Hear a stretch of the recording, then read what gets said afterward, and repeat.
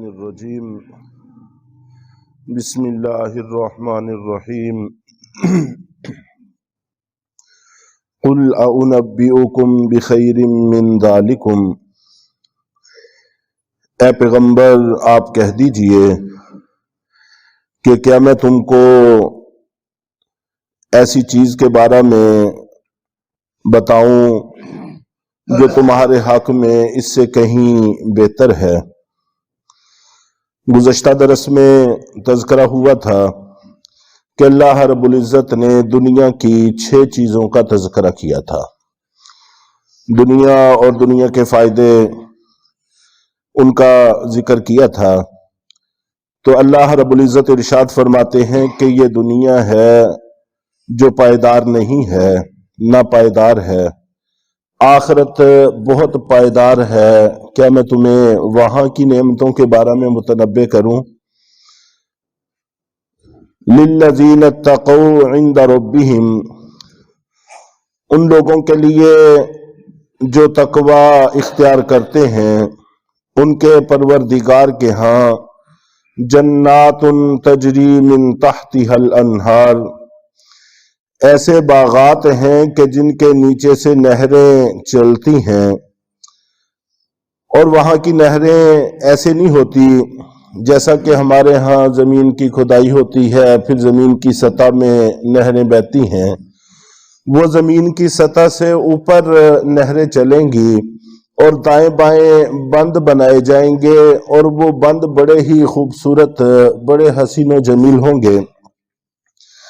خالدین فیہا، کہ ان میں ہمیشہ رہنا ہوگا، چھن جانے کا بھی کوئی ڈر خوف نہیں رہے گا۔ وَأَزْوَاجٌ مُطَہَّرَةٌ، اور پاکیزہ بیویاں ہوں گی۔ پاکیزہ ہونے سے مراد یہ بھی ہے کہ جیسے دنیا میں بہت ساری کمزوریاں ہم سے وابستہ ہیں، بول و براز ہے، ریشہ ہے، بلغم ہے، اور اس طرح کی کئی ساری چیزیں ہم سے وابستہ ہیں، وہاں پر ایسا نہیں ہوگا، بلکہ وہاں پر ایک حدیث شریف میں ہے کہ اللہ کے نبی صلی اللہ علیہ وسلم سے پوچھا کہ ایک جنتی کتنا کا کھائے گا؟ نعمتیں تو بہت ہوں گی، کتنا کا کھا لے گا؟ تو آپ نبی پاک صلی اللہ علیہ وسلم نے ارشاد فرمایا کہ ایک جنتی 100 آدمیوں کے برابر کھا لے گا، اور کھانے کے بعد جسم پر کستوری سے زیادہ خوشبو رکھنے والا ہلکا سا پسینہ آئے گا، اور وہ سارا کا سارا کھانا ہضم ہو جائے گا، اس کے لیے کوئی مشقت نہیں اٹھانی پڑے گی، اور ہلکی پھلکی سی ڈکار ہوگی، وہ بھی کستوری سے زیادہ خوشبودار اور مہکدار ہوگی کہ اس سے بھی کھانا ہضم ہو جائے گا۔ 2 چیزوں کا وہاں پر تذکرہ ہے۔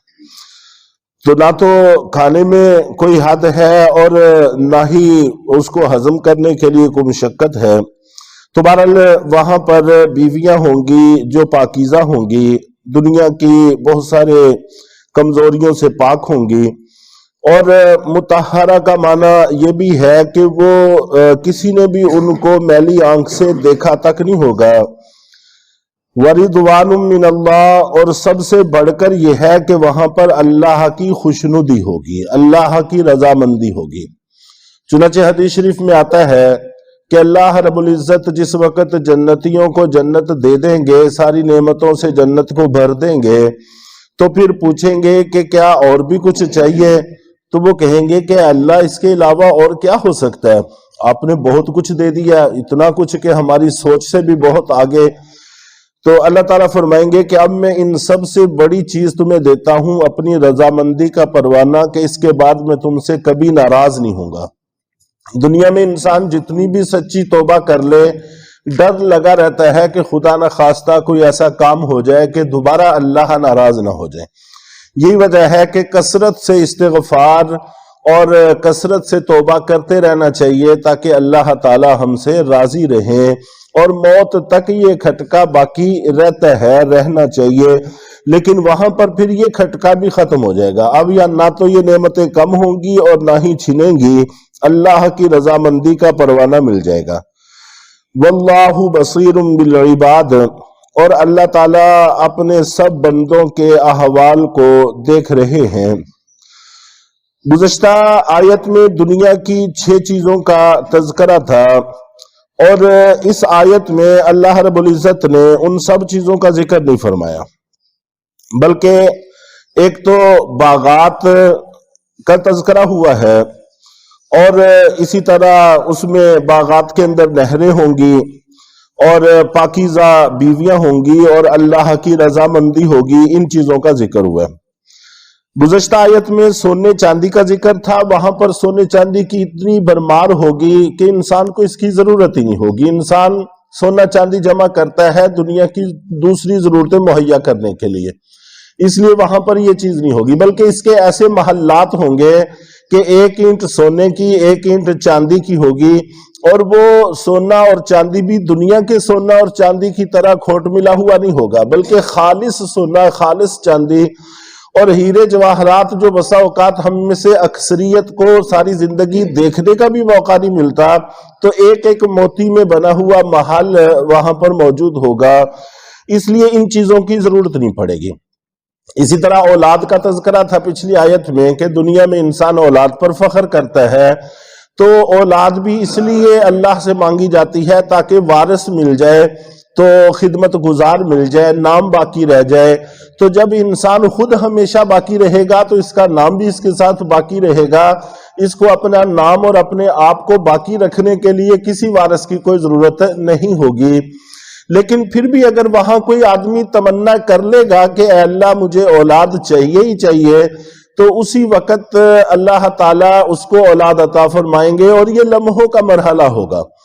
तो वो फिर बच्चा बड़ा भी हो जाएगा, जवान भी हो जाएगा, लम्हों के अंदर तो इसको औलाद मिल जाएगी अगर कोई तमन्ना करेगा। अव्वल तो ऐसी चीजों की तमन्ना वहां पैदा नहीं होगी, लेकिन फिर भी अगर किसी के दिल में तमन्ना पैदा हो जाए तो वो पूरी कर दी जाएगी। इसी तरह खेती उगाने की जरूरत वहां नहीं होगी, खेतियों का तज़किरा है, इसलिए कि वहां की नेमतें मुनक़ते नहीं होती, वो दायमी हैं, सदाबहार हैं। जब भी इंसान एक दाना किसी चीज का तोड़ेगा तो उसकी जगह दूसरा उसी वक्त लग जाएगा। एक परिंदा खाएगा, उसी वक्त वो परिंदा दोबारा तैयार होकर सामने बैठकर तमन्ना करने लगेगा कि मुझे खाया जाए। तो वहां की नेमतें सदाबहार हैं, दायमी हैं, उनके अंदर कोई इनकिता ही नहीं है, इसलिए वहां पर खेतियां करने की, ये मुशक्कत उठाने की जरूरत नहीं होगी। लेकिन फिर भी अगर किसी के दिल के अंदर खेती की तमन्ना पैदा हो ही जाए तो अल्लाह के नबी सल्लल्लाहु अलैहि वसल्लम ने इरशाद फरमाया कि चंद लम्हों का ये भी काम होगा, जमीन तैयार होगी, बीज लगेगा, उगेगा और उसकी कटाई होगी और गहाई होगी और वो दाने इसके सामने मौजूद होंगे। ये भी चंद लम्हों का काम होगा और इसकी ये तमन्ना भी पूरी कर दी जाएगी। और इसी तरह घोड़ों का तज़किरा था उम्दा नस्ल के। अगरचे हदीस शरीफ में आता है कि हर जुमे उम्दा तरीन घोड़े इनको मुहैया किए जाएंगे जन्नतियों को, जिन पर बैठकर ये अपने दोस्त अहबाब अजीज व कारब को मिलने के लिए जाया करेंगे। लेकिन फिर भी वहां पर घोड़ों की वैसी जरूरत इंसान को नहीं होगी, सवारियों की वैसी जरूरत नहीं होगी जैसी दुनिया में हुआ करती है। लेकिन फिर भी अगर कोई आदमी तमन्ना चाह करेगा तो इसको घोड़ा मुहैया कर दिया जाएगा, जैसा कि हर जुमे के जुमे इनको घोड़े दिए जाएंगे। तो बहुत सारी चीजें जो इंसान की बराह रास्त जरूरत नहीं होती लेकिन दुनिया में इंसान करता है, वहां पर जन्नत में उसकी जरूरत नहीं होगी, इसलिए बहुत सारी चीजों का जिक्र नहीं हुआ। और जो इंसान की बराह रास्त जरूरत है वो सारी की सारी वहां पर मुहैया होंगी, मुयस्सर होंगी। तो बहरहाल ये चंद जन्नत की नेमतें हैं जिनका यहाँ पर जिक्र किया। वैसे तो वो जन्नत की नेमतें ऐसी हैं कि ना तो उनको इंसान ने कभी सोचा ना इसकी सोच में आ सकती हैं, ये तो सिर्फ थोड़ा सा तसव्वुर, एक खाका सा हम अपने दिल को तसल्ली देने के लिए कायम कर लेते हैं, वगरना उनकी असल हकीकत तो वहीं पर पता चलेगी जब वहां पर पहुंचेंगे। अल्लाह ताला हम सबको वहां पर जमा फरमाए। अल्हम्दुलिल्लाह।